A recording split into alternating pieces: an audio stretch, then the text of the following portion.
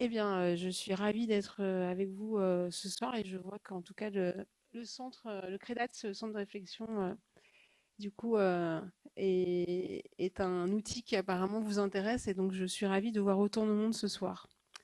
Alors, on m'avait posé des questions sur l'intérêt pour un conseil d'administration, en effet, d'avoir un centre de recherche au sein d'un établissement comme l'ITS.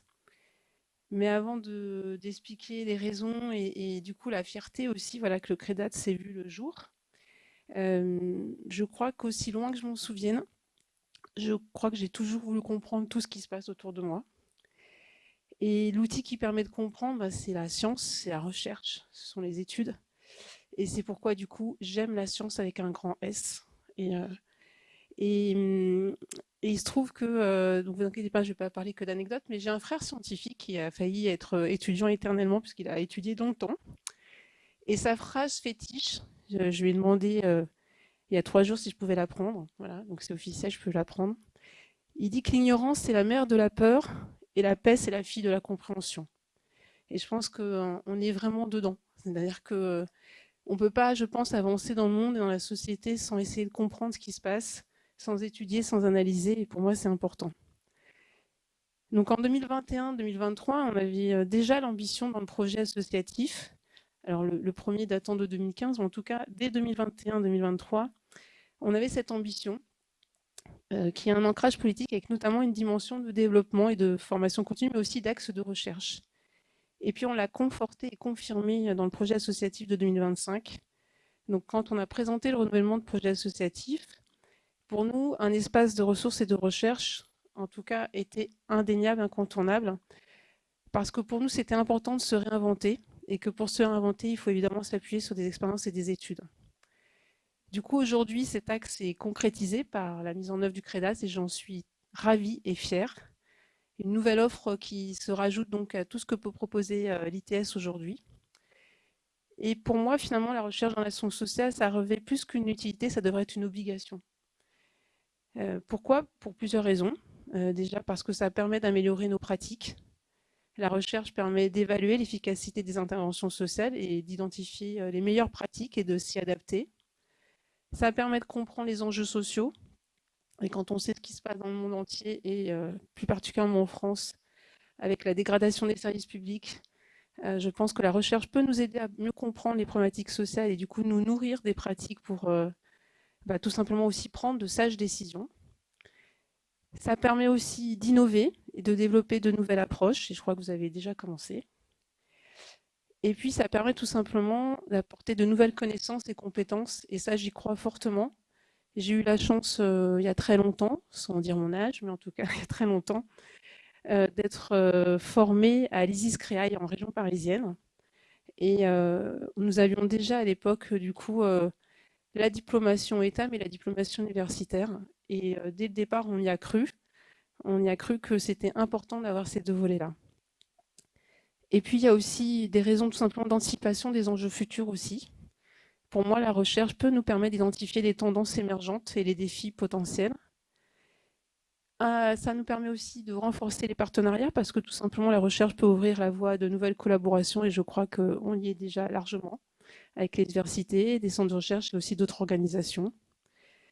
Et puis, tout simplement aussi un impact social clair, c'est-à-dire qu'en se basant sur les recherches, nous, conseil d'administration, on peut mieux orienter nos actions au niveau de l'organisation vers des interventions qui auront un impact mieux mesurable et positif sur les citoyens que nous accompagnons. En somme, et donc pour finir, intégrer le développement de la recherche au sein d'un conseil d'administration, c'est comme celui de l'association ITS Pierre Bourdieu, ça permet de renforcer notre stratégie, l'innovation et l'impact clair et net sur notre organisation, qui permet aussi de favoriser une culture de rigueur, et ça j'y tiens, et de responsabilité. Et puis tout simplement, ça contribue aussi à une meilleure gouvernance et une action sociale plus efficace. Donc, on m'avait dit qu'il fallait faire court, donc j'espère que c'est court. Et je suis un peu une femme de citation. Évidemment, je vais citer une femme qui est importante, je crois, à nos yeux à tous, c'est Marie Curie, qui disait que dans la vie, il n'y a rien qui n'est à craindre, tout est à comprendre. Il est temps à présent de comprendre davantage afin que nous puissions avoir moins peur. Je vous remercie de votre attention.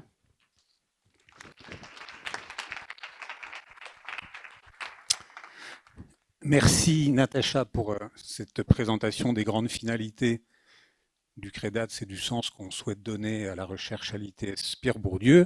Je vais maintenant passer la parole à Alice Anton, directrice des formations à l'ITS, qui va présenter peut-être des aspects un peu plus pratico-pratiques et techniques du CREDATS.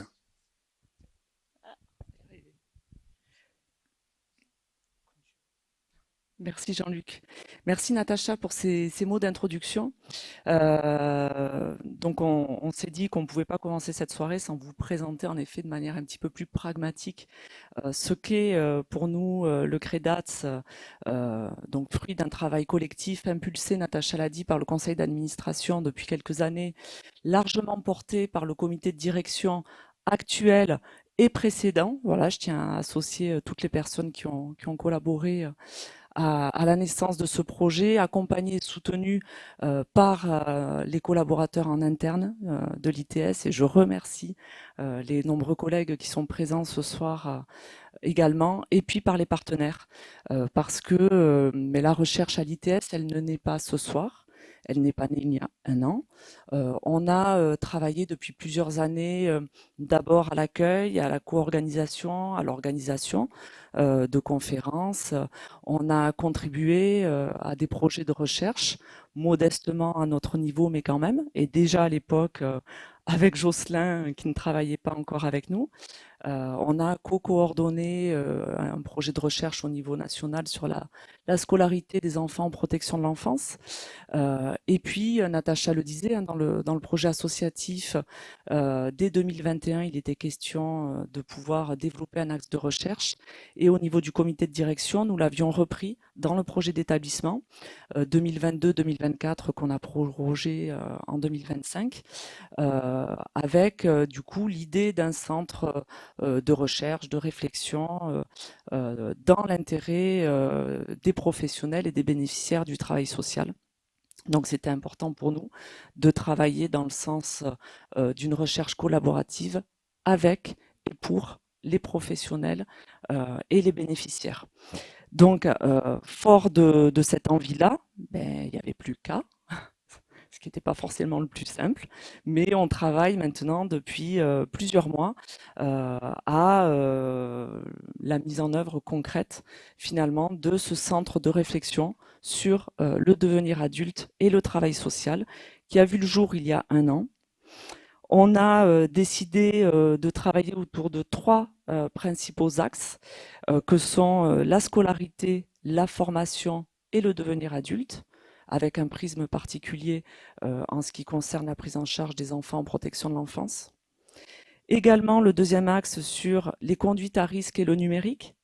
Et donc vous verrez que là, ce soir, j'ai la chance d'être accompagnée par deux spécialistes de la question. Et puis en troisième axe, l'engagement, l'écologie et le travail social, parce que ben, c'est aussi un enjeu actuel et un enjeu d'avenir.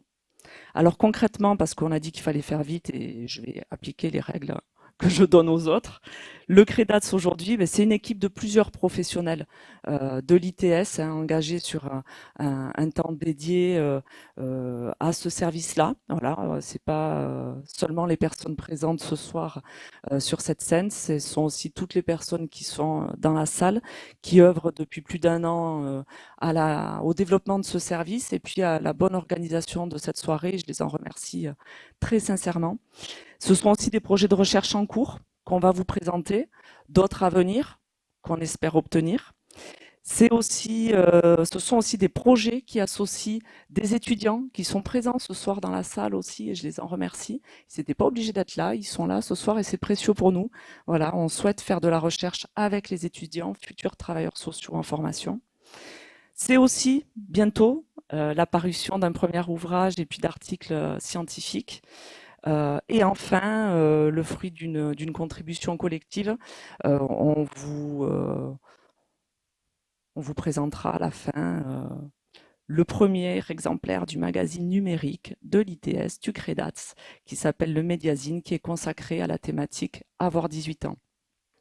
Alors, je vais de suite passer la parole à Thomas et à Jocelyn. Avant cela, je voudrais juste vous dire qu'au nom du comité de direction de l'ITS, Au nom de toutes les personnes engagées autour du CREDATS, en tant que directrice de ce centre de réflexion, je vous remercie très sincèrement de votre présence ce soir et nous avons hâte de collaborer avec chacun d'entre vous autour des projets dans l'intérêt vraiment du travail social d'aujourd'hui et de demain. Merci à vous. Merci Alice.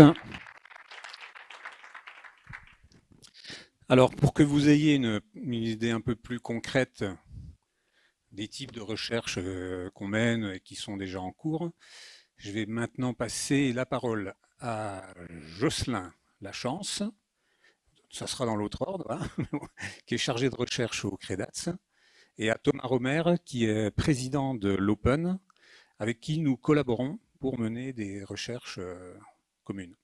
Puisque la recherche, c'est souvent comme ça. On collabore souvent avec d'autres personnes pour enrichir les points de vue et les compétences. Messieurs, c'est à vous. Je sais pas, on me dit c'est moi je suis obéissant. Bonsoir à toutes et à tous, merci infiniment de cette invitation, je suis très content d'être là. Et ravi de participer à cette journée que je sais importante pour l'ITS. Et peut-être commencer par me présenter. Donc, je m'appelle Thomas Romer, je suis le fondateur d'une association qui s'appelle l'Open, l'Observatoire de la parentalité et de l'éducation numérique, qui est une association qui existe depuis 10 ans bientôt et qui a pour mission principale d'aller à la rencontre des adultes, parents et professionnels autour du questionnement assez d'actualité en lien avec la place en fait qu'occupe le numérique dans la vie des jeunes, des enfants jusqu'à l'adolescence. Et cette association travaille autour de 4 axes essentiels. Le premier axe, nous aussi, on a compris en tant qu'observatoire l'intérêt de mener des études et des recherches. Et c'est vrai que spontanément, en tant qu'association française, on a plutôt commencé par avoir la culture habituelle du chiffre, parce qu'en France, on aime bien le chiffre. Et puis, de fil en aiguille, d'année en année, on se met à faire de plus en plus d'enquêtes et de recherches qualitatives, psychosociales, en d'autres termes, qui consistent à aller interroger et dialoguer avec les principaux concernés pour essayer d'en tirer la substantifique moelle. Et donc, on fait des recherches, des études qui nourrissent évidemment un projet associatif qui a pour vocation, par la suite, d'aller à la rencontre des adultes, parents et professionnels. On fait beaucoup de sensibilisation et de formation partout en France autour de ces questions de la place du numérique, de la place des réseaux sociaux, de la place des écrans, sujet ô combien une fois encore d'actualité. Le troisième axe, évidemment, il consiste aussi à transformer ce que nous apprend la recherche en ressources que l'on met à disposition à travers différents dispositifs qu'on élabore d'année en année et qui, on l'espère, permettent à chaque adulte qui le souhaite de pouvoir s'en emparer et de continuer à cheminer autour d'une démarche de réflexion. Surtout sur un sujet qui polarise énormément les débats et où parfois on manque justement de réflexion, on est plus enfermé dans des espaces d'émotion, ce qui caractérise aussi un peu la société dans laquelle nous vivons. Et puis, en dernier lieu, on fait aussi beaucoup d'actions de plaidoyer. Le plaidoyer, qu'est-ce que c'est? C'est quand on estime on va dire qu'il y a des choses à faire évoluer dans le champ de la régulation, du législatif. On va chatouiller la plante des pieds de nos dirigeants et du législateur pour faire évoluer le cadre réglementaire. Et c'est ce qu'on a fait depuis 10 ans, parce qu'on est à l'origine de 3 textes de loi.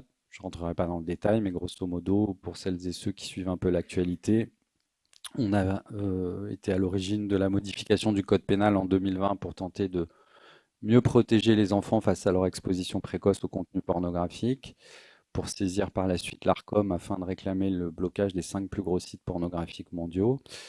Le deuxième texte de loi était clairement en lien avec des études et des recherches que nous avions menées et qui montraient une explosion du phénomène des enfants influenceurs, qui est un sujet encore d'actualité aujourd'hui et qui préoccupe pas mal de professionnels de l'enfance, de l'adolescence, autour de l'intégrité physique et morale de ces enfants dans ces espaces numériques, qui est souvent prise en otage par des adultes. Et donc, on a fait évoluer, on avait passé la loi en octobre 2020. Puis le dernier texte, il est beaucoup plus récent. On avait aussi fait modifier le code civil pour tout simplement permettre de lutter contre ce que nous on appelle une prise en otage du droit à l'image des enfants dans les espaces numériques par les adultes et souvent par leurs parents, dans ce qu'on appelle communément le sharenting, donc le fait de partager des photos et des vidéos de ces enfants de plus en plus précocement sur les réseaux sociaux notamment.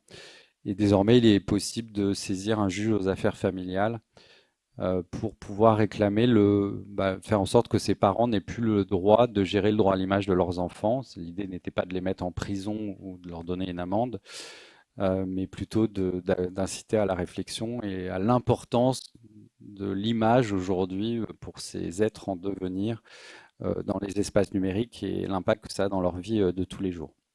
Alors concrètement, puisque le temps file, concrètement, comment on a entamé notre collaboration avec le CREDAT et donc avec l'ITS?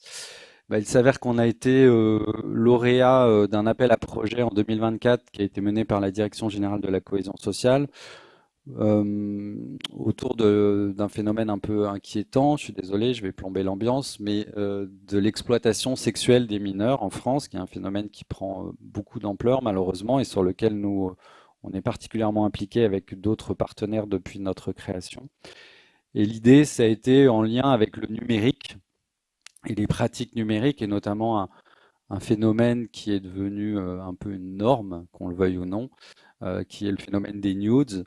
Donc ces processus de séduction qui consistent à s'échanger des photos et des vidéos à caractère sexuel dans les espaces numériques.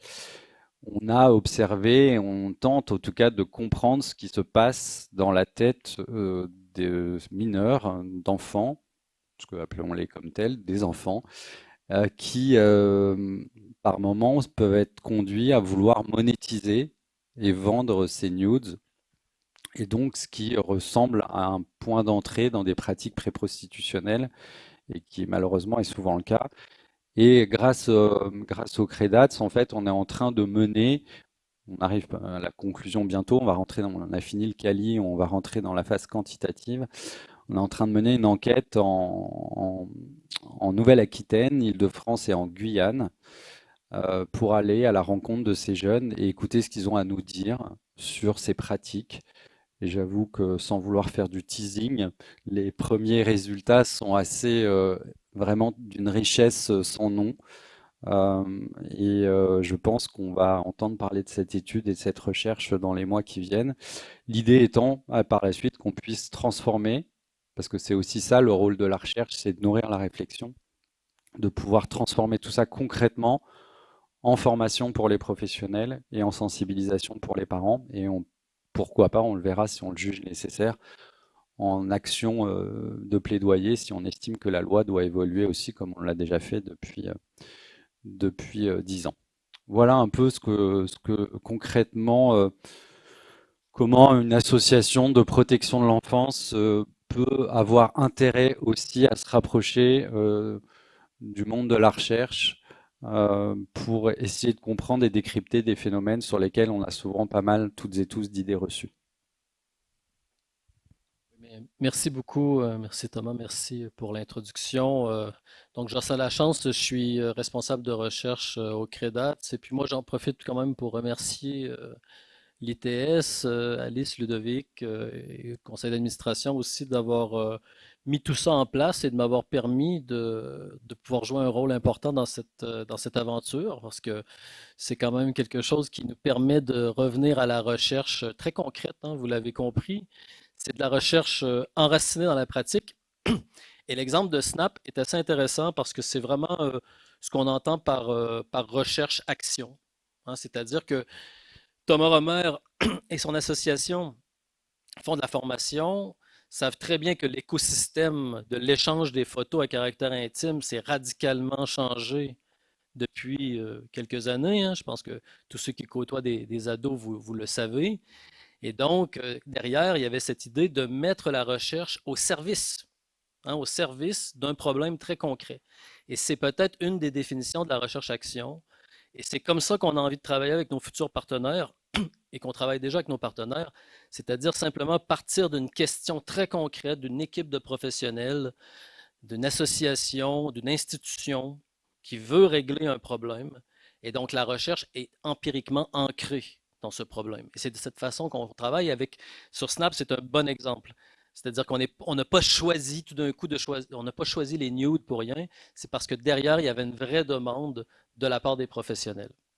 Alors, vous avez bien compris que cette recherche s'inscrit dans l'axe 2, conduite à risque et numérique du CREDAT. Il y a un troisième axe qui s'appelle engagement, écologie et travail social. Et pour vous dire un peu qu'est-ce qui se cache derrière ça, parce qu'on peut se demander, oui, mais qu'est-ce qu'il y a? Il y a plusieurs choses.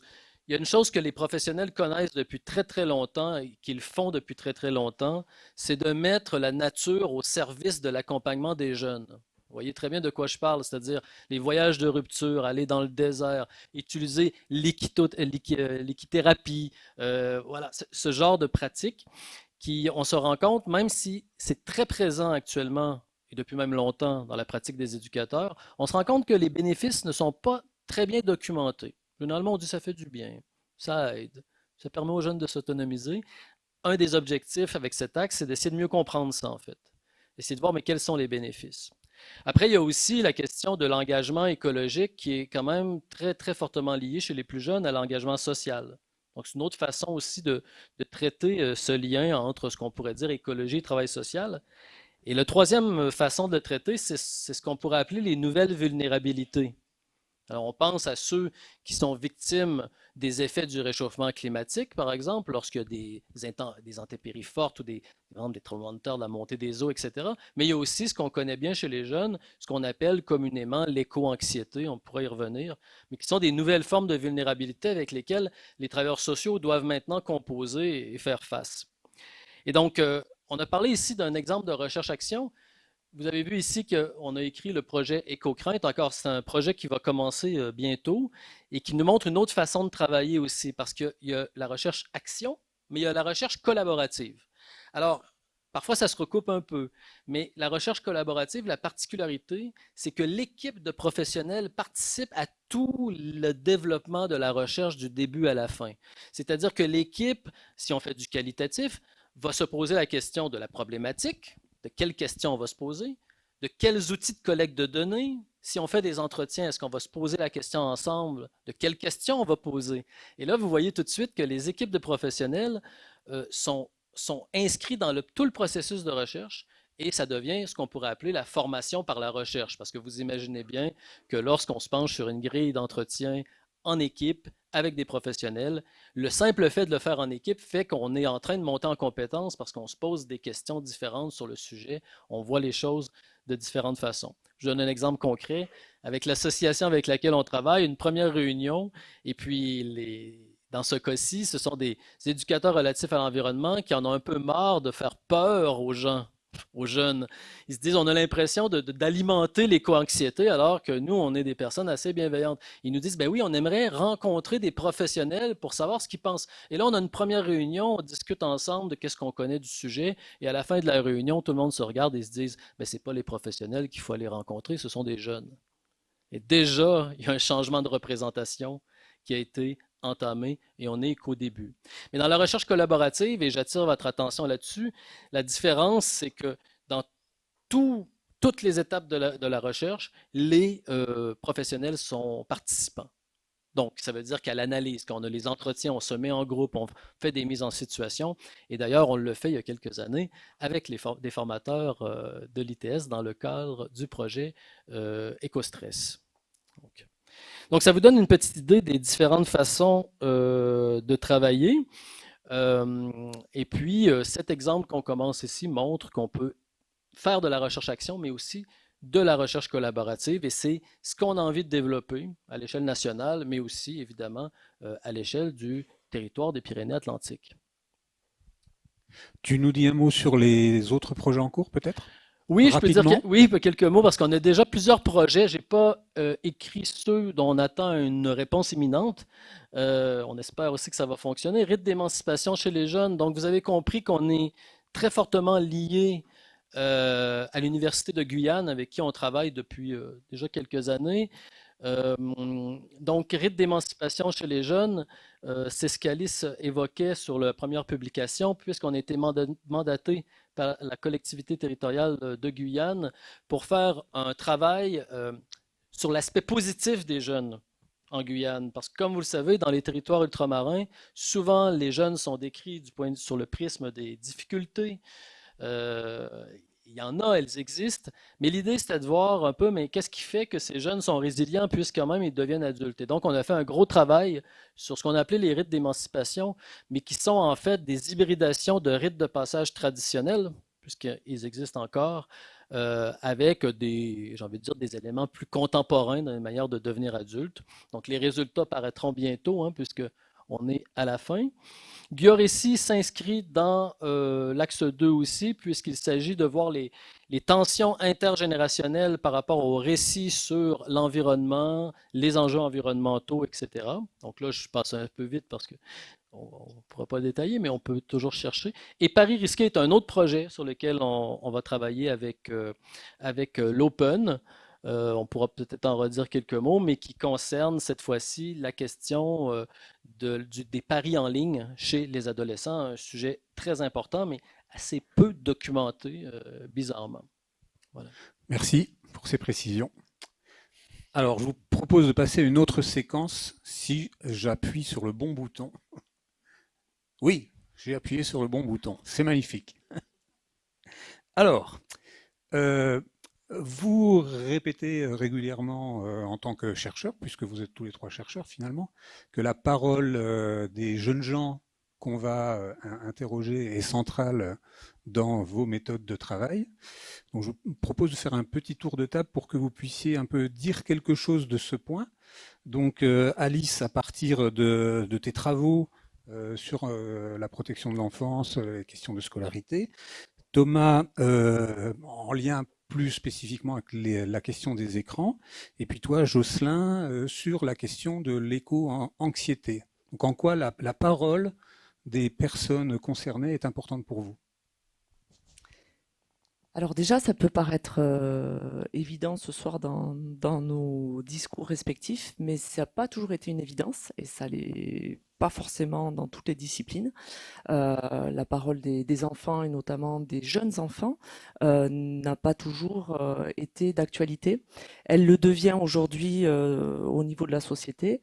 Elle le devient aussi dans nos organisations sociales et médico-sociales, hein. On doit recueillir la parole des bénéficiaires. Elle le devient dans nos formations en travail social. C'est aujourd'hui une obligation des formations de devoir donner la parole aux personnes concernées. Et en sciences humaines et sociales, au CREDATS, on se rapproche de la conception de certains sociologues qui tendent à dire que l'enfant est un acteur social souvent oublié. Donc à partir de là, nous, effectivement, on souhaite faire reconnaître et faire entendre la voix des enfants. Alors en protection de l'enfance, c'est d'autant plus indispensable en raison en fait du contexte coercitif dans lequel les travailleurs sociaux travaillent, puisque même si l'objectif est de protéger les enfants, la mesure de protection, bien souvent, elle est faite contre leur gré, en fait, elle s'impose à eux, hein.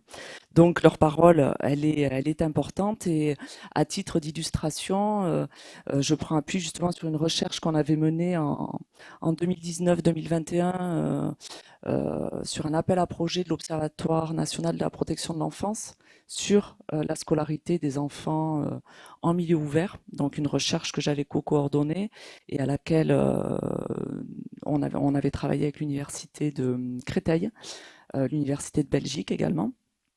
Et au cours de cette recherche-là, on avait souhaité, et on a réussi, à donner la parole aux enfants, à des jeunes enfants scolarisés en classe de CE2 à CM2, donc des enfants âgés de 9 à 11 ans.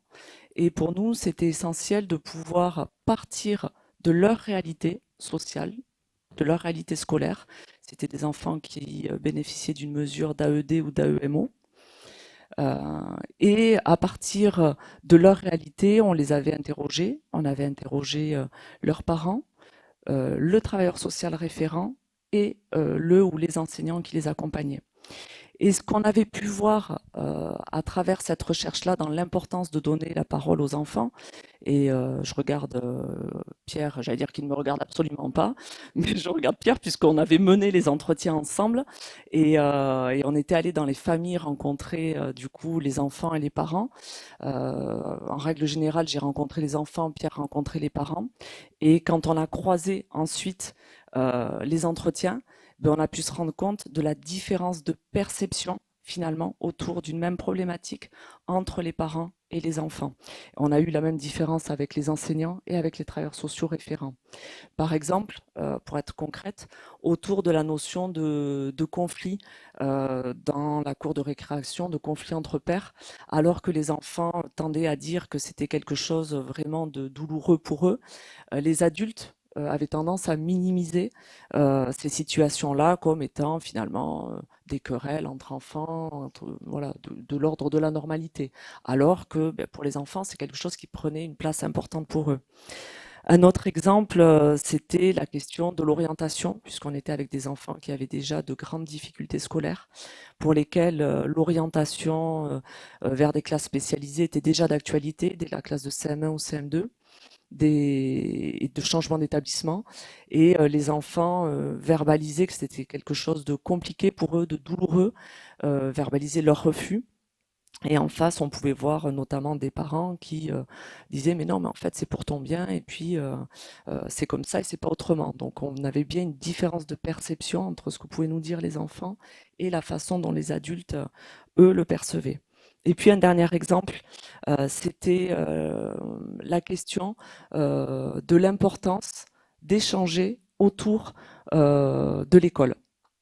Puisque du coup, on posait une question et moi je me rappelle, je posais la question toujours de dire mais est-ce que tu parles de l'école avec tes parents? Alors oui, non. Et dans les questions qui étaient posées, c'était des questions très concrètes de l'ordre de, et on se reconnaîtra pour ceux qui ont la chance ou pas d'être parents, mais ça s'est bien passé à l'école aujourd'hui? Oui, non. Qu'est-ce que tu as mangé à la cantine? Bon, ben, le menu. Est-ce que tu as quelque chose à faire signer? Oui, non. Et les enfants, eux, de leur côté, disaient, quand je leur disais, mais est-ce que tu parles de l'école avec tes parents? Ben, la seule chose qu'elle me demande, c'est, t'as le cahier à faire signer? Et puis si elle me pose des questions, je lui réponds, mais si elle me pose pas de questions, ben, en fait, je lui réponds pas. Et les parents, eux, disaient, mais en fait, je leur en parle pas, parce que une fois la journée scolaire terminée, ben, je considère qu'en fait, ça va les embêter, ils n'ont pas forcément envie de parler de leur journée d'école une fois qu'ils sont rentrés à la maison. Donc ces exemples-là, pour vous montrer qu'on est vraiment sur une différence de perception dans l'ordre des priorités et de finalement ce qui est important pour les enfants, pour les jeunes ou pour les adultes qui les accompagnent. Merci Alice. Thomas, la parole pour le grandir avec les écrans. Eh bien, je pense que vraisemblablement, parmi les sujets contemporains, celui des écrans est aujourd'hui celui qui reflète le plus les contradictions qui opposent les générations et des contradictions qui sont majoritairement incarnées par les adultes. Et si on s'appuyait uniquement sur des représentations d'adultes, je pense que les choses seraient pires qu'elles ne sont. Pour autant, la situation n'est pas super glorieuse hein, en ce moment sur nos sujets. On va d'interdiction en interdiction. On est en train de s'inspirer des mesures de la Chine mises en place en Chine, donc un pays hautement démocratique, qu'on cherche à retranscrire dans la loi française en imaginant des couvre-feux numériques pour les enfants. On a même dans le rapport de la commission TikTok à laquelle nous avions été auditionnés, qui est sorti la semaine dernière, il y a même des députés qui sont en train d'imaginer un délit de négligence numérique pour les parents, c'est-à-dire que je ne sais pas ce qui va leur arriver, prison, amende, je ne sais pas. Bref, on atteint quand même un niveau sur nos sujets de contradiction et de difficulté à se comprendre entre deux générations, avec pour nous une situation qui est assez détestable, qui consiste à souvent faire porter la responsabilité aux jeunes. Je prends un exemple concret, hein. la volonté de la ministre de l'Éducation nationale de réguler les plateformes écoles directes dans les établissements scolaires. Clairement, aujourd'hui, qui a été montré comme étant une mesure pour lutter contre l'addiction des enfants à ces plateformes. Mais est-ce qu'à un moment, on se questionne de est-ce que ces enfants ont souhaité qu'on leur mette ces outils entre les mains? Est-ce qu'à un moment, vous connaissez des ados qui ont dit bah, moi je veux plus de mon cahier de texte, je veux qu'on me...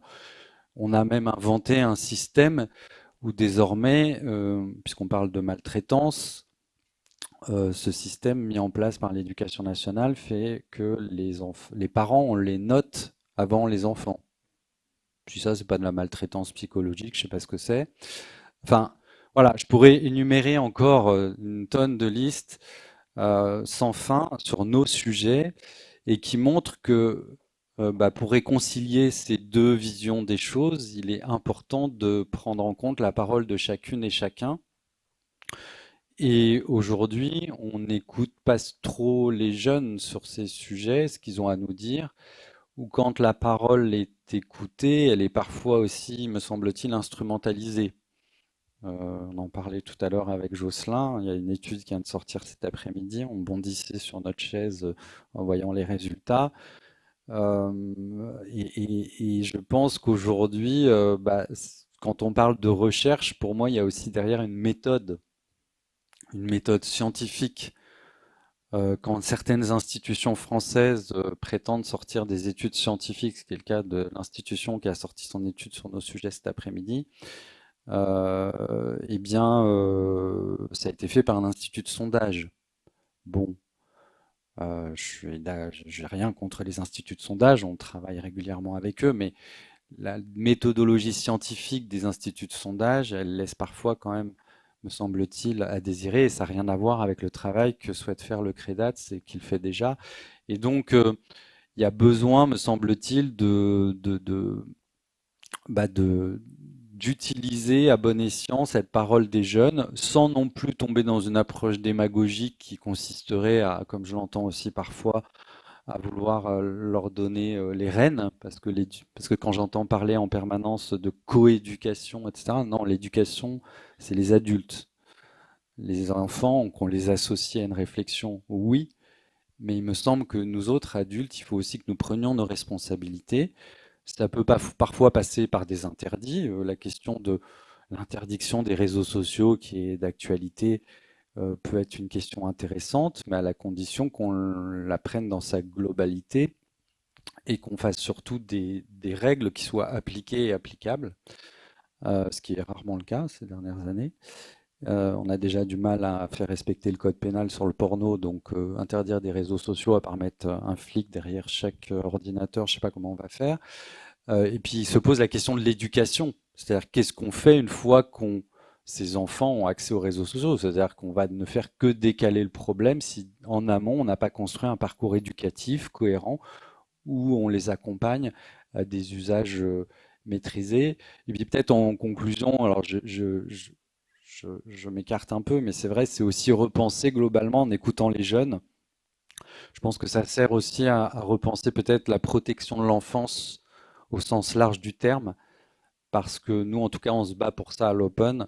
Quand on y regarde de près, et le numérique est une parfaite illustration, on a construit une société, surtout en France, mais pas que, autour de l'évitement du risque. À quel moment transmettons-nous des compétences aux enfants pour leur permettre de s'autonomiser? Me semble-t-il, c'est la base de l'éducation, et aujourd'hui, on est dans une société qui ne cherche qu'à réduire les risques. Pour que vous compreniez bien, je prends souvent cet exemple, une digression, et après je m'arrête, c'est promis, parce que Jocelyn a besoin de parler aussi. Je prends toujours l'exemple de ce qui se passe dans les parcs et jardins de toutes les villes de France et de Navarre, où maintenant les parcs et jardins sont équipés sous les toboggans et les tourniquets, de 5 mètres de caoutchouc d'épaisseur. Parce que c'est bien connu, tous les tourniquets, tous les toboggans de France ont déjà massacré tellement d'enfants qu'il fallait bien mettre 5 mètres de caoutchouc. En Allemagne, ils sont en train de remettre du béton. Pourquoi? Parce qu'ils se sont rendus compte qu'à force de surprotéger, on incite à la prise de risque, parce qu'il n'y a pas d'acquisition de compétences. Et donc un enfant qu'il se fasse un petit bobo à une hauteur de 1,20 m, c'est pas bien grave. Le problème, c'est que quand il tombe sur du caoutchouc, il se fait pas mal. Et qu'après, il monte à 2 mètres. Mais là, il va se faire très mal. Et c'est exactement ce que les Allemands ont constaté. Ils sont en train de remettre du béton dans tous les parcs et jardins. Parce que la logique, me semble-t-il, aujourd'hui, c'est de sortir de cette obsession de la surprotection qui, en plus, au niveau fonction éducative, notamment chez les parents, paralyse énormément et angoisse. Et quand on est angoissé et inquiet, c'est difficile de réfléchir. Merci pour ces éclairages.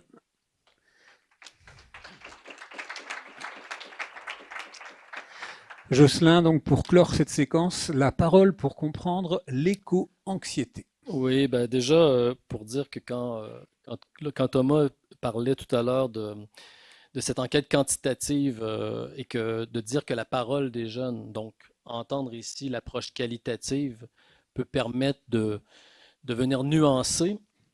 Soyons très concrets. L'enquête montrait que quantitativement, les jeunes reconnaissaient qu'il y avait des risques sur les réseaux sociaux. Alors là, déjà, on se dit, OK, mais quand on fait du qualitatif depuis des années, il n'y a aucune surprise. Et c'est des choses qu'on connaît depuis très longtemps. Je veux dire, il y a eu beaucoup d'enquêtes qualitatives qui montrent que les ados, les jeunes savent qu'ils prennent des risques, qu'ils voient des images choquantes, etc. Ce n'était pas une surprise. Mais ce qui était dérangeant, c'est qu'on n'avait pas la nuance de la parole, c'est-à-dire qu'on n'avait pas, par exemple, les avantages. Hein, c'est-à-dire qu'il y avait comme un aspect de la question qui était traité, donc la question des risques, comme Thomas l'a dit, mais rien n'était dit sur les avantages que les jeunes pouvaient trouver sur les réseaux sociaux. Et quand on fait du qualitatif, ce qu'on sait, et c'est la grande difficulté qu'on rencontre, c'est que d'un côté, oui, ils reconnaissent les risques, mais en même temps, ils vont vous dire, je m'en sers pour réguler mon stress, je m'en sers pour me sentir moins seul, je m'en sers pour m'émanciper parfois d'un milieu familial compliqué. Et donc, vous voyez, travailler sur la parole des jeunes, c'est toujours revenir à la nuance qui est nécessaire quand on est dans le travail social. On ne peut pas se permettre de ne regarder qu'un seul côté. Et donc, pour aller dans le sens aussi de Thomas, c'est que, et ça je tiens à le dire, c'est que le CREDAT, qu'est-ce qu'il peut apporter? C'est précisément l'expertise. Parce que le piège aussi, c'est qu'on peut se dire, oui, mais tout le monde peut poser des questions et tout le monde peut récolter du récit. Mais ce qu'il faut savoir, c'est que quand même, l'entretien sociologique, par exemple, ou de nos collègues psychologues, est spécifique dans le cadre de la recherche. Ce sont des gens qui ont des techniques pour mettre en confiance, pour être à côté de l'institution, qui permettent de recueillir une autre parole que le professionnel recueille. Et donc, il faut des expertises.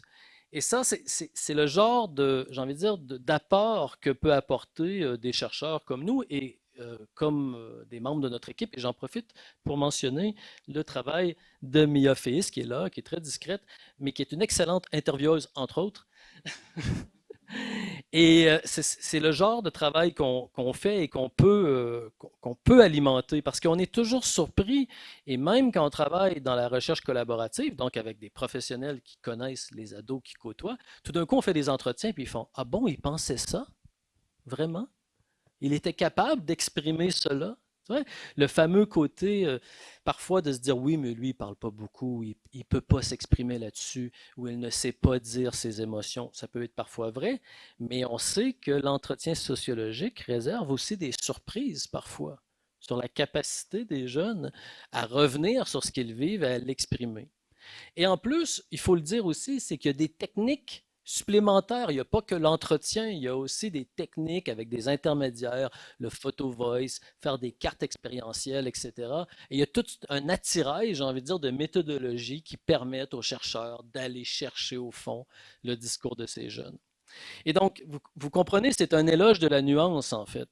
C'est un éloge de la nuance, et je peux vous dire par expérience, même si ça fait maintenant quand même près de 20 ans que je fais ça, on se rend compte d'une chose, c'est qu'on est toujours surpris. On est toujours surpris. Et moi, j'ai toujours dit, travailler sur la parole des jeunes, c'est sûr que c'est se mettre un peu en danger parce qu'on remet en question ses représentations, mais c'est aussi travailler son humilité. franchement, en toute honnêteté, parce que le nombre de fois on est arrivé devant des jeunes en se disant, bon, maintenant on sait, là, c'est bon, on en a rencontré 37.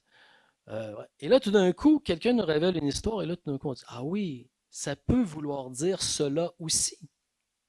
Et ça, j'attire votre attention parce que même si dans le travail social, généralement, on sait un peu c'est quoi la recherche qualitative, je me rends compte que on ne sait pas toujours ce qu'on fait exactement. Et souvent, on me dit, oui, mais bon, c'est peut-être pas représentatif. Vous savez, ce fameux, est-ce que c'est représentatif? Tu as rencontré 40 jeunes, est-ce que c'est représentatif? Mais ce n'est pas une question de représentativité, le qualitatif. Ce n'est pas ce qu'on fait. Ce qu'on fait, c'est qu'on essaie de mettre à jour toutes les significations possibles que les personnes donnent à un comportement. C'est très différent. Et donc, je vais vous le dire autrement et je vais prendre un exemple fort. Si j'ai 40 jeunes filles qui ont tenté de se scarifier et que je les rencontre en entretien et qu'il y en a une qui me dit que c'est pour telle raison et que ça n'a rien à voir avec les autres, est-ce que je dois la mettre de côté parce qu'elle représente seulement une personne sur 40? Non, parce que les professionnels, par la suite, ils peuvent rencontrer à nouveau cette jeune fille qui donne cette signification. Et c'est ça qu'on fait en qualitatif.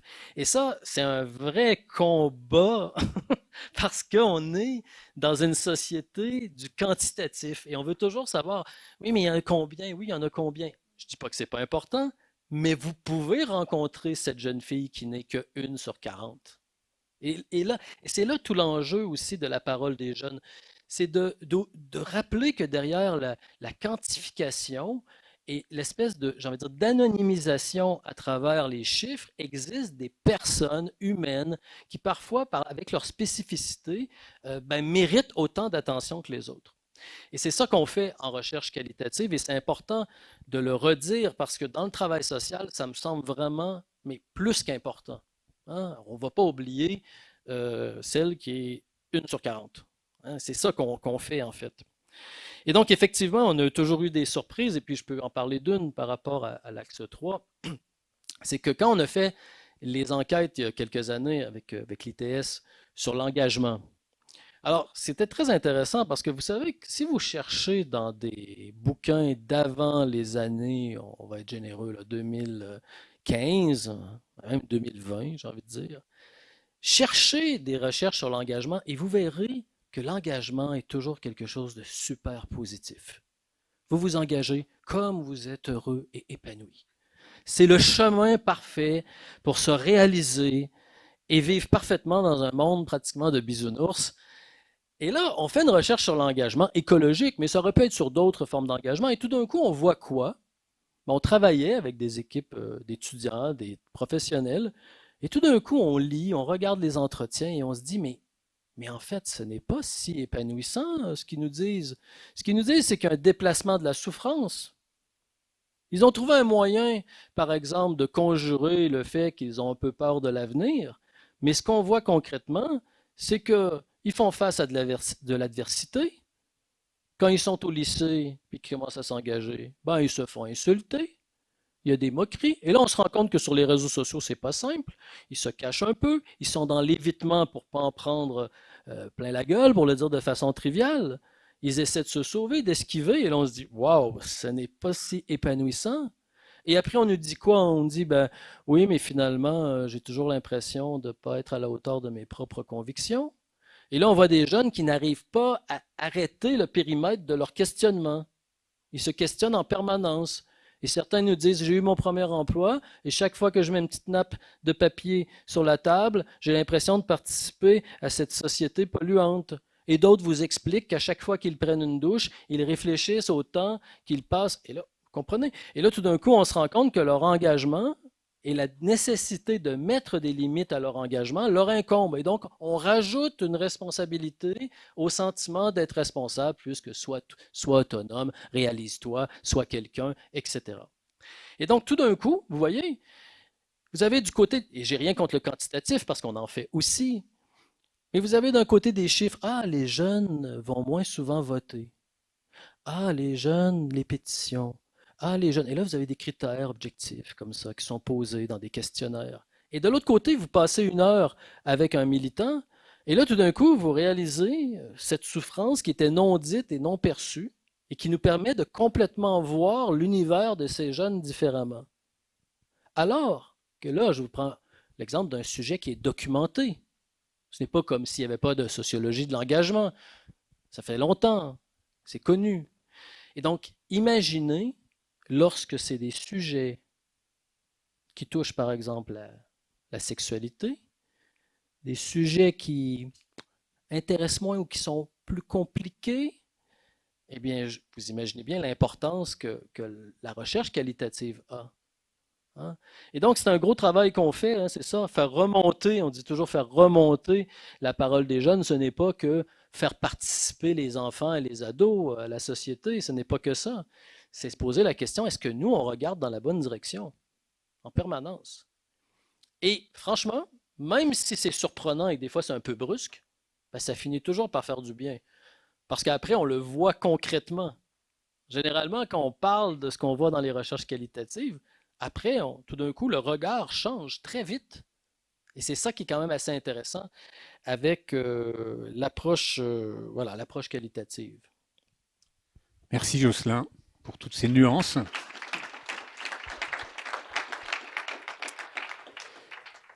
Alors nous allons passer maintenant à la dernière séquence.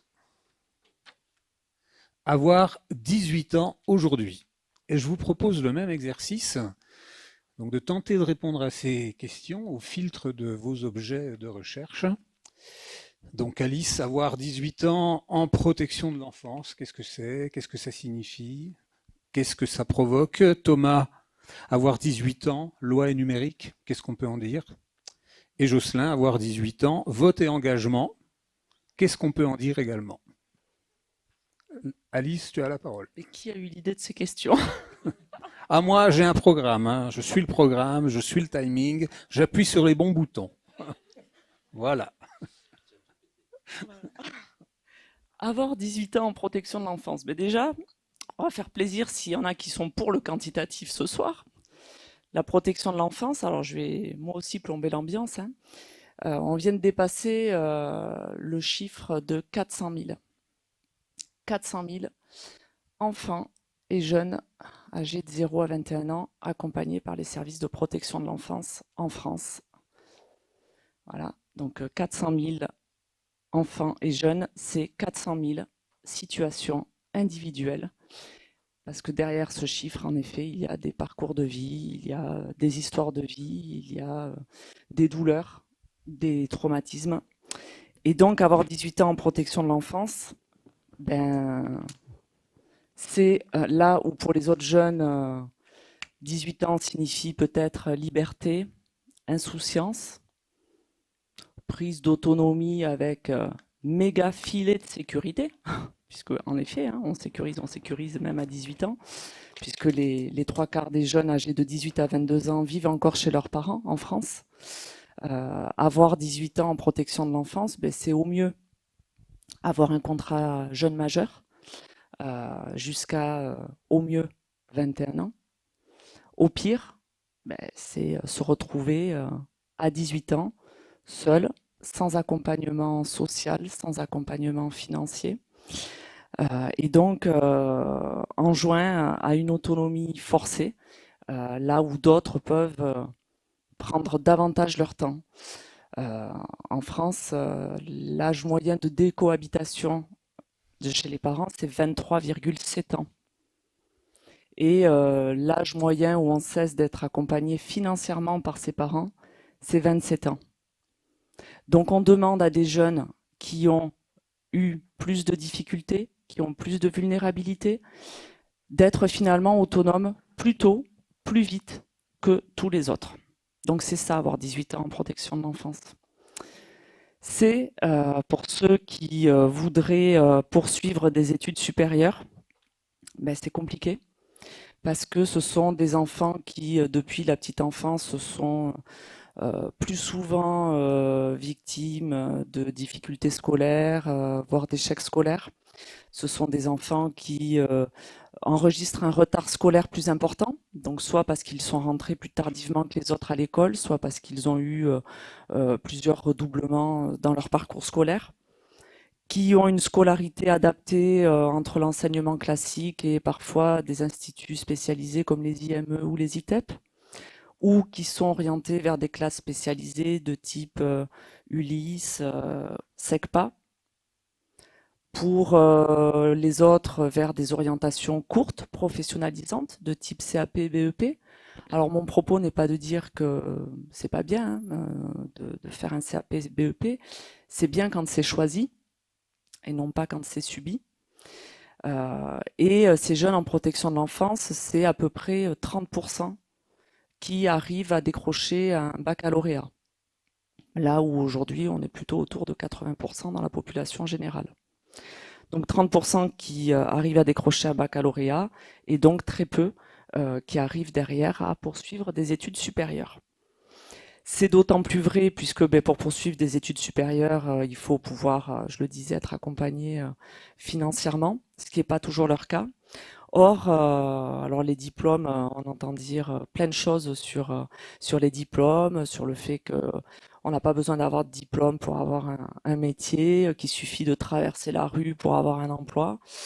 Ouais, bon, les sociologues, les chercheurs que nous sommes vous diront que les diplômes apparaissent encore aujourd'hui, quels que soient les milieux sociaux, comme une ressource essentielle pour s'insérer durablement dans la société. Voilà. Donc quand on a un diplôme et plus on a un diplôme élevé, plus on s'insère durablement dans la société. C'est notamment vrai pour les jeunes les plus démunis, qui sont aussi souvent les jeunes que nous rencontrons en protection de l'enfance.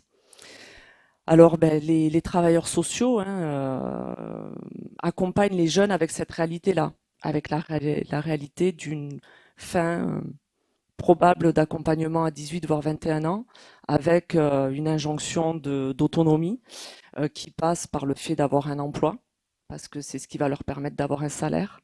Donc l'accompagnement des travailleurs sociaux, souvent, il est empreint de cette réalité-là et fait que on va avoir un accompagnement beaucoup plus rapide vers une insertion professionnelle rapide qui pour préparer une sortie imminente du dispositif. L'obtention d'un contrat jeune majeur est un levier déterminant, c'est certain, et il faudrait qu'il soit obligatoire jusqu'à 21 ans, voire même au-delà. Il est déterminant pour décrocher un premier diplôme, mais il reste limitant pour pouvoir décrocher un diplôme de l'enseignement supérieur. Alors à l'aune de la majorité, la question scolaire, elle est plus que jamais déterminante pour les jeunes en protection de l'enfance et puis pour leur avenir sur le court et sur le long terme. Merci Alice.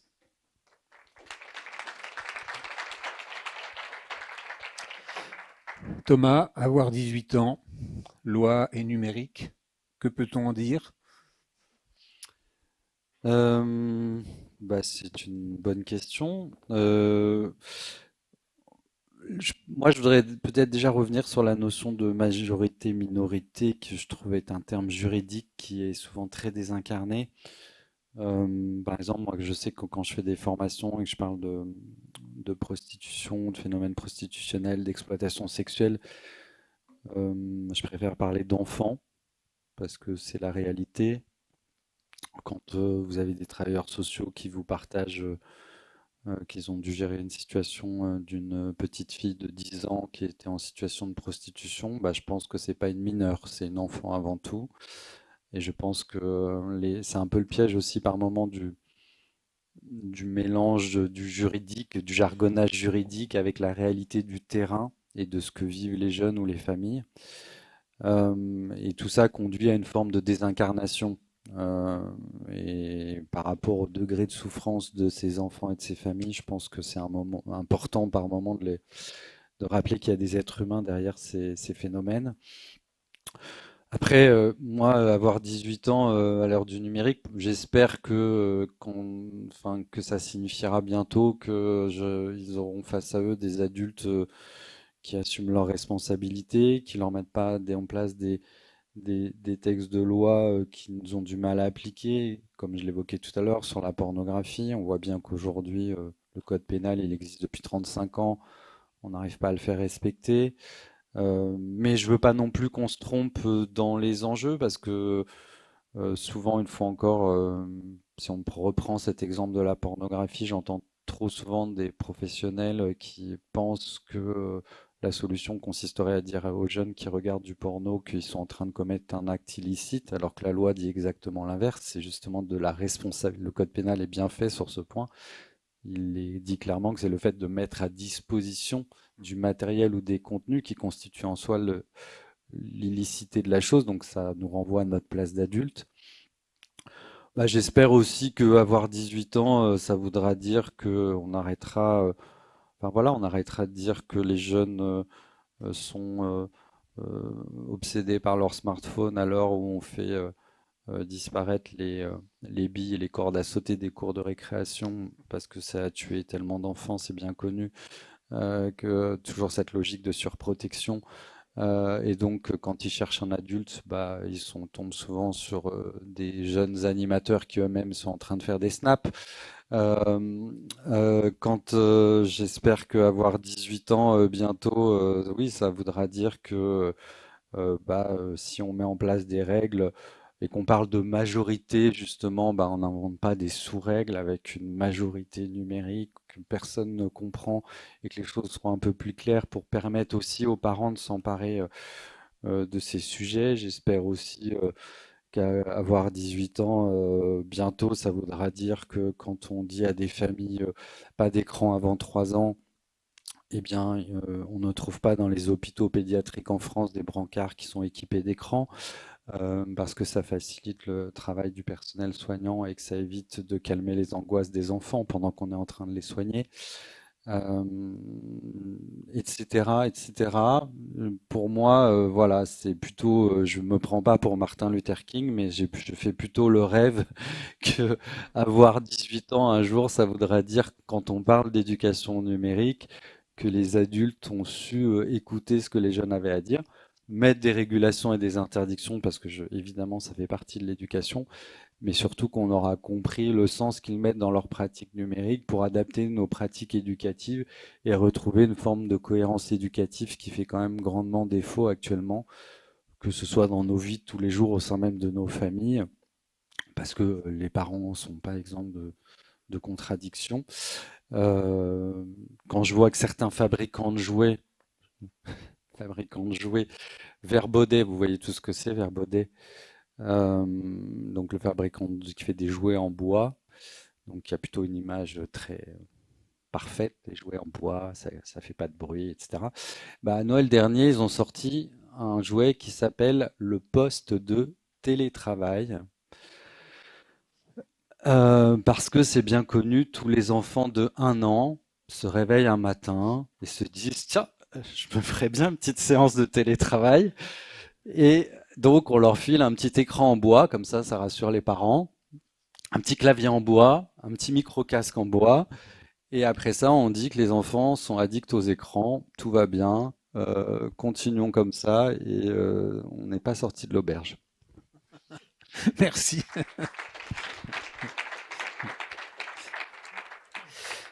Pour terminer, Jocelyn, même question, à avoir 18 ans. Au filtre de la question du vote et de l'engagement dont tu as déjà un peu parlé. Ben, ça montre une chose, c'est que quand on discute de avoir 18 ans qui est supposé être un passage important, qu'il l'est probablement, mais une chose est sûre, c'est qu'on se rend compte à quel point c'est insuffisant pour pouvoir se situer. Hein. C'est-à-dire que on a fait le test depuis très longtemps. Si on le faisait avec les étudiants qui sont ici, qui ont par exemple entre 18 et 21 ans, on leur demande êtes-vous adulte? Généralement, en tout cas dans les entrevues, on a des réponses un peu oui, non, ça dépend. Hein. Ça dépend des moments, ça dépend des situations. C'est pas pleinement assumé et donc ça rappelle surtout que le avoir 18 ans est tellement ambigu du point de vue du sens, une fois de plus, que ce qu'on sait, c'est que sociologiquement, c'est insuffisant.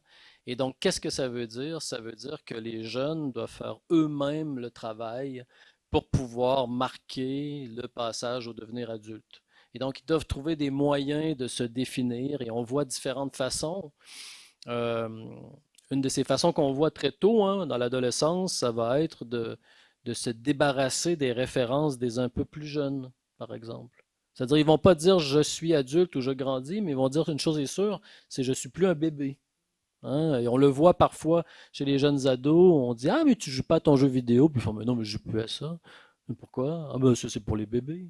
Et tout d'un coup, ce qui était la passion est mis de côté. Et donc on voit une espèce de mise à distance de ce qui est pour les un peu plus jeunes, et d'ailleurs, même chez les jeunes adultes voilà, de 18 ans, quand on leur parle, par exemple, des pratiques numériques, c'est très intéressant de voir comment ils aiment dire qu'ils ne se reconnaissent pas dans les pratiques numériques de ceux qui ont 1 an et demi de moins qu'eux. Donc, on peut l'analyser, on pourra en parler après hein, si vous n'êtes pas d'accord. Mais en tout cas, c'est un mouvement qu'on voit de mise à distance de ce qui appartient symboliquement aux un peu plus jeunes. C'est une chose qu'on voit, et donc c'est un travail à faire en tout cas. Hein, et donc la question qui se pose, c'est quelles sont les normes qui vont se construire et qui vont permettre à ces jeunes de dire, regarde, je suis en train de grandir. Regarde, j'appartiens au groupe des un peu plus âgés. Regarde, j'appartiens au groupe des adultes. Et donc, il y a toute une série hein, de marqueurs qu'on pourrait évoquer. Et donc, c'est vrai que dans l'enquête qu'on avait menée avec l'ITS ici, EcoStress, ben, on s'est rendu compte d'une chose, c'est que de dire qu'on est inquiet, ça peut être perçu par certains jeunes comme étant un marqueur du grandir. Regarde, moi j'ai compris dans quel monde je vis. Je ne suis pas un bisounours. Je ne suis pas voilà, à côté de la plaque. Et donc je suis inquiet, c'est normal. Et dans les entretiens qu'on avait menés sur la formation des inquiétudes, c'était assez incroyable de voir comment ben, le fait d'être inquiet était associé au fait ben, de prendre sa place dans la société. Et on s'en est rendu compte, entre autres, avec une question, avec une mauvaise question, parce que ça, c'est intéressant. Quand on pose des mauvaises questions dans les entretiens, généralement, ça nous dit des choses. Et il y avait une question que les intervieweurs posaient, c'était « Comment fais-tu pour te débarrasser de tes inquiétudes? » Et souvent, la réponse, c'était « Mais de quoi tu parles? Je ne me débarrasse pas de mes inquiétudes. Je les mets en pause. Je les mets en arrière-plan. Je gère. Et ça passe. » Mais il y avait très peu de réponses en disant « Non, non, je vais me débarrasser de mes inquiétudes », comme si c'était un marqueur dans lequel on s'inscrivait. Et il y avait une autre chose aussi, un autre marqueur qu'on voyait, c'était se porter garant de son propre bien-être. Voilà, moi je suis un adulte, ben je m'organise pour être bien dans ma peau. Et c'est à moi que ça incombe de gérer mon équilibre psychique. Et donc c'est intéressant de voir comment des jeunes pouvaient se sentir responsables en fait de tout ça, mais on sent bien dans les entretiens que c'est une façon de dire, mais regarde, je prends ma place dans la société. Mais là, vous le voyez bien, on n'est pas dans le mythe de l'épanouissement personnel, on est dans comment ben, rester inquiet sans devenir anxieux. Hein? Et c'était, vous voyez, c'est encore une fois le qualitatif qui nous permet de voir que au-delà du 18 ans, donc qui est un critère objectif, 18 ans, un âge, ben, il existe, j'ai envie de dire, un univers caché qui permet aux jeunes de se dire, voilà, je suis en train de grandir. C'est une autre façon de le voir. Et d'ailleurs, dans le Médiazine qu'on va bientôt vous découvrir, tradition, il y a une chose intéressante. Arnaud Virion qu'on a interrogé. Arnaud Virion, c'est le directeur d'Info Jeunes Nouvelle-Aquitaine. C'est très intéressant ce qu'il disait à un moment donné, par rapport à cette question du 18 ans. Il dit, mais il y a des responsabilités qui apparaissent et en même temps, avec ces responsabilités ne vient pas nécessairement les manières de vivre ces responsabilités. Je donne un exemple clair. Il dit, par exemple, nous, à Info Jeunes, on reçoit souvent des jeunes adultes de 18-19 ans qui viennent nous voir et qui nous disent, mais vous savez, on nous dit tout le temps, allez voter, mais il n'y a personne qui nous a dit comment on faisait pour être sur une liste électorale et pour voter. Et je trouve que cet exemple, il est quand même fort, parce qu'on est une société, une fois en plus, avec des adultes en contradiction qui vont dire, ben oui, mais allez-y, allez voter, faites-le. Et là, vous avez le directeur d'Info Jeunes qui vous dit, ah, mais nous, chaque jour, on a des jeunes qui viennent, quand il y a des élections qui s'en viennent, qui disent, mais monsieur, pourriez-vous nous expliquer, parce qu'on nous oblige, en tout cas, on nous force, on nous incite à aller voter, mais personne ne nous a expliqué comment faire. Quelle belle contradiction. Merci à vous trois.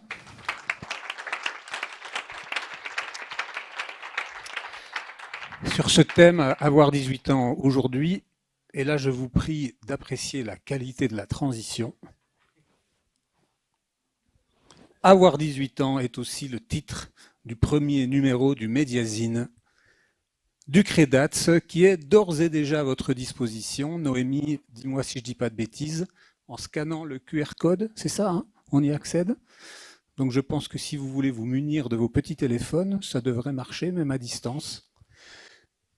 Donc le Médiazine, un magazine 100% numérique et gratuit, auquel vous pouvez vous abonner en allant sur le site de l'ITS Pierre Bourdieu et en remplissant le petit formulaire. Donc Médiazine auquel contribue l'ensemble de l'équipe du CREDATS et également des étudiants de l'ITS Pierre Bourdieu. Alors, vous y trouverez différentes rubriques, hein, vous verrez, mais la particularité du Médiazine, c'est que tout s'écoute et se regarde. Donc, en fait, il y a très peu d'écrits d'une certaine façon. Il y a des motion design, il y a des podcasts, forcément, des interviews. L'idée, c'est d'inciter professionnels et étudiants à aller un peu plus loin sur cette thématique, en l'occurrence, avoir 18 ans. Vous y trouverez, et j'en profite pour le dire en particulier aux étudiants, on a, sous le mode Twitch, on a twitché une bibliographie à la fin, donc on a un invité et on discute, ben voilà, si vous avez des références à encourager pour un étudiant 18 ans, qu'est-ce qu'on fait? On en discute. Vous avez des interviews, comme vous avez vu, donc M. Arnaud Virion, dont j'ai déjà mentionné, M. Daniel Marcelli, le pédopsychiatre qu'on connaît. Et donc, vous verrez aussi qu'il y a un travail qui est fait par les étudiants qui est très intéressant. Je ne sais pas s'il y en a qui sont présents dans la salle, ceux qui ont participé aux rubriques. Est-ce qu'ils sont ici, Non, Maxime? personne. Il n'y a personne ici. Non. Tu vas en dire quelques mots, Maxime, pour dire un peu en quoi ça consiste le travail peut-être des étudiants, parce que les étudiants, et Nicolas aussi, il est là. Tiens, prends un micro, Maxime. Si vous voulez dire quelques mots peut-être sur le... Parce que les étudiants de l'ITS participent aussi à la création de ce Médiazine. Alors oui, il y a eu des micro-trottoirs qui ont été effectués par 2 étudiantes de Mont-de-Marsan. Et sinon, moi j'ai fait des ateliers d'écriture avec les ES 23-26. Je ne sais pas s'il y en a du groupe, je crois pas.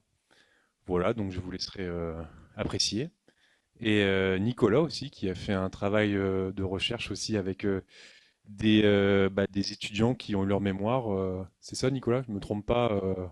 2 étudiantes qui, donc du coup, ils discutent. Si tu veux parler un peu de ta chronique, je te passe le micro. Oui, la rubrique Mémoire en débat donc, présente des travaux d'étudiants donc, qui ont réalisé leur mémoire sur la thématique du magazine et présentera aussi les choses sous forme de débat autour de ces mémoires-là sur les numéros à venir. Voilà. Donc, à découvrir. Bah oui, il faut découvrir un petit peu et vous abonner à ce magazine. Oui, donc l'idée, c'est de donner une idée générale de cette thématique à avoir 18 ans. Et donc, c'est comme une entrée sur la thématique avec différents types de rubriques. Je ne sais pas, peut-être, vous voulez peut-être ajouter quelque chose. J'oublie peut-être des choses importantes. Non, je pense qu'on a dit l'essentiel maintenant. Il faut aller le lire, l'écouter et le regarder, puisque c'est un magazine sans lecture, mais qui est censé donner envie de lire. Alors, on est dans le timing. Il nous reste qu'un peu de temps. Si vous avez des questions. Je voulais juste tu voulais préciser ajouter que une chose, le vas-y. magazine, donc ce sera 2 numéros par an. On va essayer de tenir le timing et on a déjà commencé ce matin à travailler au 2e numéro parce que mine de rien, c'est quand même un sacré travail d'équipe et collaboratif. Il y aura des rubriques, a priori, des rubriques qui vont revenir de manière récurrente. Hein, donc une rubrique sur les politiques sociales faite par Jean-Luc, toujours des interviews de professionnels en lien avec la thématique, des travaux d'étudiants. Donc là, c'est plutôt Maxime Dauphin et Nicolas Kaplan qui sont en charge de ces rubriques-là sous le pilotage de Nathalie Grenier, puisque on mène de par les formations de niveau grade licence, éducateur spécialisé, assistant de service social, on a tout un travail autour de la méthodologie de recherche, donc on impulse ça dès la première année et on essaye de faire en sorte que ça prenne vie concrètement aussi à travers leurs travaux. On a Mia qui, du coup, de par ses qualités de grande intervieweuse, vous l'aurez tous compris, repère des jeunes et des témoignages, des entretiens d'entretien qu'elle mène et donc également qui reviennent dans ce médiazine-là. Et puis Nicolas qui repère des travaux de mémoire, puisque Nicolas mène la méthodologie de recherche des étudiants. Donc il a la chance de connaître tous les sujets de mémoire de tous nos étudiants. Et donc il repère ceux qui sont particulièrement en lien avec les thématiques ciblées. Et puis moi j'essaierai aussi de faire une rubrique sur la minute scolaire qu'on a appelée la minute scolaire. C'est ça, je crois? Oui, c'est ça, la minute scolaire. J'avais un doute sur le nom. Mais du coup, autour donc toujours de la thématique de la scolarité. Qu'est-ce que j'oublie, Jocelyn? En fait, il faut quand même pas oublier, il est derrière sa caméra, mais Bastien est l'artiste derrière la création ici. Il est là derrière la caméra et puis il fait vous le jugerez par vous-même, mais il fait un excellent travail de montage et de mise en mettre en page. forme toutes nos idées, parfois un peu qui partent. Tu veux ajouter un mot, Thomas? Oui, juste une petite remarque, parce que il y a pas mal d'étudiants dans la salle et je trouve ça très chouette. Je voulais juste voilà, vous faire passer un petit message qui est que ce que vous faites, c'est extrêmement important, ça je pense que vous le savez, mais que vous allez être confronté vraisemblablement à la première génération, et c'est vraiment en lien avec la thématique de la soirée, qui selon les dernières études, les jeunes que vous allez accompagner demain, c'est la première génération qui, pour la première fois, a peur de grandir. Et je pense que ça doit être pris en compte, et tous les travaux qui sont, je pense que c'est symboliquement hyper intéressant par rapport au rôle du CREDATS, parce que je pense que ça va forcément influencer aussi votre pratique professionnelle. Et donc c'est hyper important de pouvoir vous appuyer sur tout ce qui est essayer de vous impliquer aussi dans les travaux de recherche, etc., qui vont être proposés, parce que je pense on va être confronté prochainement à des choses, une fois encore, qu'on méconnaît et qui vont nécessiter un ajustement de notre part en tant qu'adulte, que ce soit dans une dimension parentale ou professionnelle. Et je pense que voilà, c'est vraiment une chance pour vous en tant qu'étudiante de pouvoir bénéficier du CREDATS ici, parce que on n'a pas fini de découvrir des choses. Je vais en profiter pour rappeler que si On vous les arrête êtes plus, hein, ES ils sont en lancés. deuxième année, vous pouvez joindre le CREDATS, soit le groupe de Maxime ou le mien, celui sur la protection d'enfance, ou le mien sur plus les questions de travail social et écologie. Voilà, c'est possible, il y a encore des places. Merci. Et les ASS aussi. Ah oui, c'est vrai. Pardon. Merci. Désolé. Vous êtes les bienvenus. Merci à toutes et à tous. Je vous invite à vous diriger en haut de l'amphi pour aller au buffet. Bonne soirée.